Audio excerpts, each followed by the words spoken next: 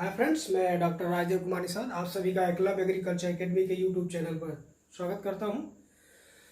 Friends, आज हम लोग एक नए टॉपिक के ऊपर चर्चा कर रहे हैं। इस टॉपिक का संबंध सिर्फ एग्रीकल्चर से नहीं है, इस टॉपिक का संबंध देश की आर्थिक क्रियाओं से भी है। और ये इससे संबंधित सदैव एक क्वेश्चन, चाहे वो एग्रीकल्चर से संबंधित कोई एग्जाम हो या देश का अन्य कोई एग्जाम हो, कहीं ना कहीं यहाँ से एक क्वेश्चन को रखा जाता है। तो इस पे चर्चा करने से पहले हम आप लोगों से एक रिक्वेस्ट करेंगे कि चैनल को आप सभी लोग सब्सक्राइब कर लीजिए, ताकि इससे संबंधित जितनी भी चीज़ें आप लोगों के पास पहुंच जाए। क्योंकि ऐसे आप लोग बहुत सारे लोग उस चैनल पे हैं, बहुत सारे लोग देख रहे हैं, लेकिन सब्सक्राइब आप लोग नहीं किए हैं, तो इसलिए आप लोग इसको जो है कर लीजिएगा। एक कमेंट आप लोगों का आया है जो एमएसपी के संबंध में दिया गया है, तो उसमें आप लोगों ने कहा कि सर ये किस वर्ष का है, उसमें 21-22 लिखा हुआ है, जबकि घोषणा 20 में हुई है। तो इसमें आप ध्यान रखिए, अब आप एग्रीकल्चर के स्टूडेंट हैं, आपको ध्यान भी रखिएगा कि जब कोई सीजन की फसल लगती है तो फसल लगने के पहले ही उसकी एमएसपी सरकार घोषित करती है। अर्थात ये जो एमएसपी है ये आपका किसके लिए है? रबी सीजन के लिए है। और आपके रबी सीजन की फसल कब पक के तैयार होगी? मार्च अप्रैल के बाद, मार्च के बाद ही होगी, अप्रैल मई में जाती है। अब इसका मतलब मई के बाद ही उसकी क्या होगी? मार्केटिंग होगी। और ये कब तक होती रहेगी? जब तक नई फसल की तैयार नहीं हो जाएगी। इसका मतलब मार्च 2021 के बाद से इसकी मार्केटिंग शुरू होगी और इसका मतलब ये 2022 तक जाएगी। तो जो आप वो 21-22 देख रहे हैं वो मार्केटिंग का है, और ये जो अनाउंस किया गया है, वो बताई गई है, वो 20-21 की है। तो इसमें इन शब्दों को लेकर के आप जो है परेशान ना हो, और आप एग्रीकल्चर के यदि हैं तो इस पर विशेष ध्यान दे रहिए। तो उसके आगे देखिए, अब हम आते हैं अपने मूल टॉपिक पर कि हमें आज बताना क्या है। तो हमने आज आपको बताने के लिए जो टॉपिक लिया है वो है कृषि क्रांतियां। अब ये जो कृषि क्रांतियां हैं, तो इसमें हमें देखना आखिर ये क्रांति है क्यों आई। क्योंकि किसी टॉपिक को पढ़ने से पहले उसको रटिए नहीं, उन शब्दों को जरा ध्यान दीजिए, आखिर ये अपने आप पे कहना क्या चाह रहा। क्योंकि यदि इसको आप समझ जाएंगे तो उससे संबंधित जितनी बातों को समझना है वो आपके अंदर एक कहानी के रूप में बैठने लगती है और वो फिर आपको भूलती नहीं है। इसलिए सबसे पहले इस पे ध्यान दीजिए। तो ये क्या है क्रांतियां, किससे संबंधित? कृषि से। तो इसको अगर हम थोड़ा सा शॉर्ट में आपको हिस्ट्री बताएं तो इसको हमको ध्यान रखना पड़ेगा। जब हमारा देश आजाद हुआ उस समय हमारे देश की जनसंख्या 36 करोड़, कहीं पर आपको 36 करोड़ लिखा मिलेगा, कहीं पर 40 करोड़ लिखा हुआ मिलेगा। और जब ये 36 करोड़ या 40 करोड़ हमारी जो जनसंख्या थी और अब हमारे देश की सत्ता हमारे अपने हाथ में आई, तो क्या हमारे पास इन 36 करोड़ लोगों को की भूख को शांत करने के लिए आवश्यक खाद्यान्न हमारे पास थे? ये एक बहुत बड़ी समस्या थी, लेकिन वो हमारे पास नहीं थे। और एक तो है नहीं, दूसरा क्या इसको हम टाल सकते हैं? तो ये भी सच है कि भूख को तो एक दिन भी टाला नहीं जा सकता है। तो जब इसको टाला नहीं जा सकता और ये हमारे पास है नहीं, तो हमारी पूरी देश सबसे पहले इस पे क्या हुई? सक्रिय हुई। जब इस पे सक्रिय हुई तो हम दुनिया के अन्य देशों की तरफ ये देखे कि दुनिया में क्या ऐसा कोई चीज है जिसके आधार पर कृषि में उन्नत प्रगति कर पा रहे लोग। तो उसमें बहुत सारे देशों को, जब पश्चिमी देशों को देखा गया तो उसमें देखा गया कि बहुत सारे देश ऐसे हैं कृषि में बहुत सारी योजनाएं, परियोजनाएं, बहुत सारे के तकनीकी सुधार को अपना करके और अपने कृषि को सुदृढ़ बना चुके हैं। और सुदृढ़ से एक कदम और आगे निकल के उसको एक व्यापार के रूप में कर रहे हैं। हम अपने पास जो खेती कर रहे थे उससे हम अपने भरण पोषण के लिए भी नहीं उत्पादन कर पा रहे, लेकिन जबकि यहीं पर अन्य देशों में जब इसका काम किया जा रहा तो उसको तो अपने भरण पोषण की छोड़िए, उसका पूरा व्यापार करने के लिए उत्पादन कर पा रहे हैं उतनी ही एरिया में। तो ये हमारे पास एक बहुत बड़ी समस्या थी। तो देश ने इसके लिए बहुत तरह के अन्य देशों से संधि समझौते किए, और उस संधि समझौते के माध्यम से आपको भी पता है आपके देश में जो रिवोल्यूशन या क्रांतियां, जिसको आप हरित क्रांति की बात कहते हैं, वो आपका 66-67 में आपके देश में प्रभावी हुआ। तो इसका मतलब 66-67 में जब वो प्रभावी हुआ तो उसके पहले ही आपके देश में इसका कार्य चल रहा था। तो उसके देश में अपना कार्य चल रहा। तो ये क्रांतियां का किसके लिए, कहां से लेके आई? तो इसमें एक बहुत बड़ा नाम आप सुनते होंगे, डॉक्टर N.E. बोरलाम। विश्व स्तर पर हरित क्रांति का जो श्रेय जाता है वो उन्हीं को जाता है। तो और भारत में किसको जाता है? भारत में है डॉक्टर M.S. स्वामीनाथन, जो आज भी सबसे बड़ी गौरवान्वित की बात यह है कि जो आज भी हमारे बीच में वो मौजूद है, हमें उनका लाभ आज भी मिला। तो उनके माध्यम से देश में हरित क्रांति की व्यवस्था की गई और हरित क्रांति को लागू किया गया। तो हरित क्रांति को जब लागू किया गया तो इसमें कभी कभी एक सवाल पूछा जाता है कि हरित क्रांति का प्रभाव भारत में सबसे ज्यादा किस क्षेत्र में या किस फसल पे पड़ा। तो अगर कभी ये पूछे कि किस क्षेत्र में, तो अगर भारत की बात कर रहा तो भारत के नॉर्थ इंडिया में इसका सबसे ज्यादा प्रभाव पड़ा। और अगर फसल की बात करें तो उसमें खाद्यान्न क्या आया था, अगर खाद्यान्न की बात करें तो उसमें सबसे ज्यादा प्रभाव पड़ा था आपके गेहूं पर पड़ा था।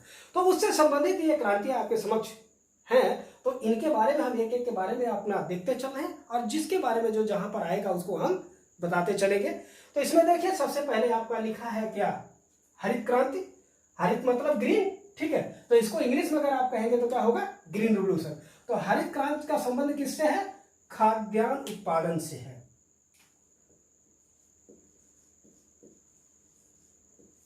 खाद्यान्न उत्पादन। अब खाद्यान्न उत्पादन से क्या है, अब खाद्यान्न में भैया चावल है, गेहूं है, XYZ सब कुछ आएगा, क्योंकि हम जो चीज भी हम खाते हैं वही खाद्यान्न है।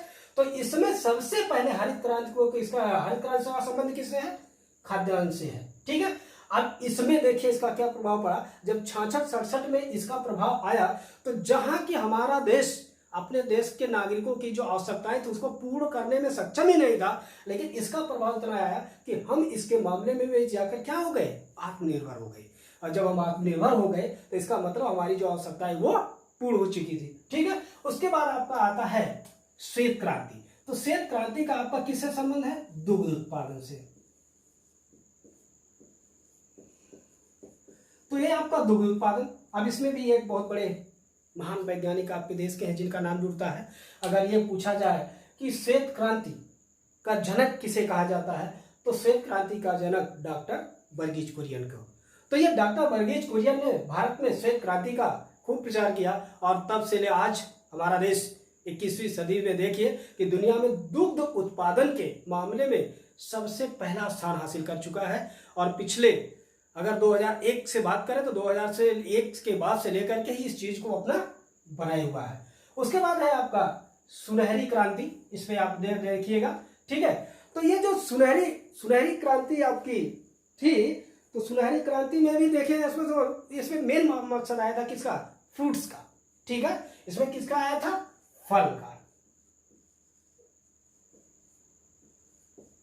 ये आप भी जानते हैं, एक स्वस्थ बड़ों के लिए फ्रूट्स भी चाहिए, ऑयल भी चाहिए, खाद्यान्न भी चाहिए, XYZ सब चाहिए।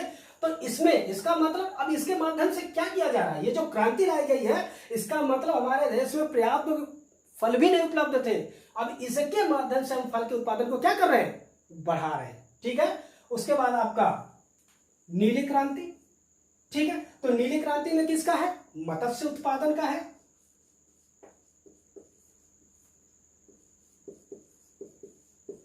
मत्स्य, फिश हंटिंग या फिश कल्चर, ठीक है। क्योंकि हमारा देश धार्मिक जरूर है लेकिन साइंस के लिए इसका कोई महत्व नहीं होता है, ठीक है। क्योंकि हमारे शरीर को हर तरह की पोषक तत्वों की आवश्यकता होती है, तो साइंस के भाषा में तो कहते हैं कि मत्स्य का भी उपयोग है, ठीक। तो फिश कल्चर को बढ़ावा देने के लिए कौन सी क्रांति लाई गई, नीली क्रांति लाई गई, ठीक है। उसके बाद है आप देखिए गुलाबी क्रांति। अब ये गुलाबी क्रांति किससे है, एक नाम आप सुने होंगे, वो क्या कहते हैं, झींगा उत्पादन। ये भी एक फिश ही है,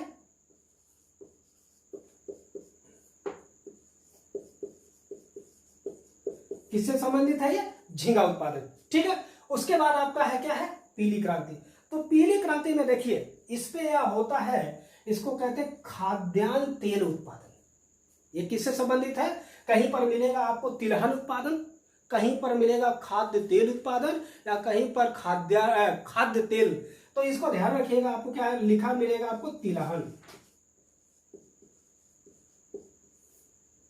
उत्पादन।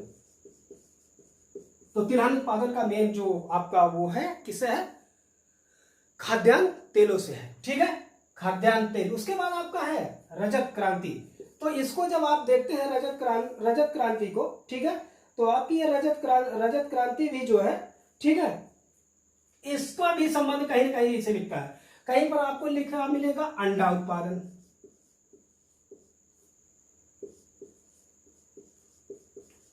और कहीं कहीं पर इसका मिलेगा कुक्कुट उत्पादन। तो अंडा उत्पादन या कुक्कुट उत्पादन। ठीक है, रजत क्रांति किससे है? अंडा या कुक्कुट उत्पादन। अब कुक्कुट का मतलब वो सभी पक्षीय वर्ग जिनके मांस, अंडा, पंख उपयोग किए जाते हैं, वो किस में आते हैं? कुक्कुट में आते हैं। ठीक है, उसके बाद आपका लाल क्रांति। तो लाल क्रांति में आपका है सामान्यतः मांस उत्पादन से है।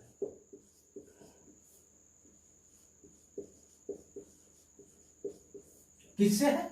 मांस उत्पादन से। ठीक है, उसके बाद आपका आता है इसके बाद आपका लिखा है, क्या लिखा है? काली क्रांति।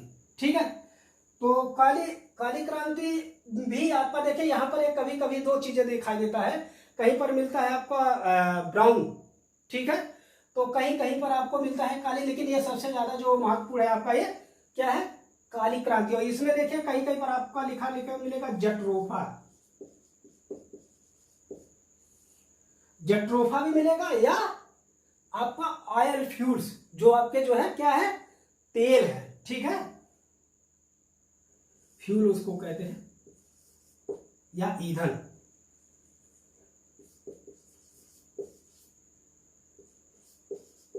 उसके बाद आपका है आपका भूरी क्रांति। तो इसको हम थोड़ा सा मिटाएंगे आपका।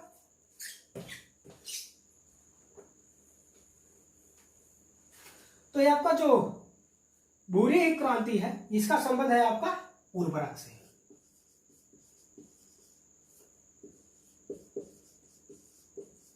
भूरी क्रांति का किससे है? उर्वरक से है। ठीक है, उसके बाद आपका है गोल क्रांति। तो गोल क्या? आलू कैसा होता है? गोल होता है। ठीक है, तो ये किससे उत्पादन है? आलू उत्पादन से।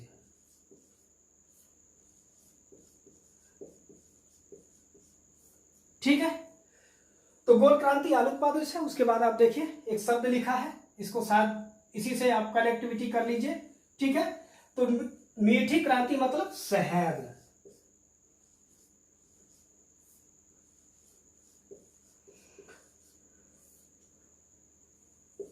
किससे है? शहद उत्पादन से। ठीक है, उसके बाद लास्ट में आपका बचता है इंद्रधनुष। इंद्रधनुष का मतलब है कृषि का चौमुखी विकास। ठीक है, इंद्रधनुष का मतलब है चौमुखी विकास। किसका?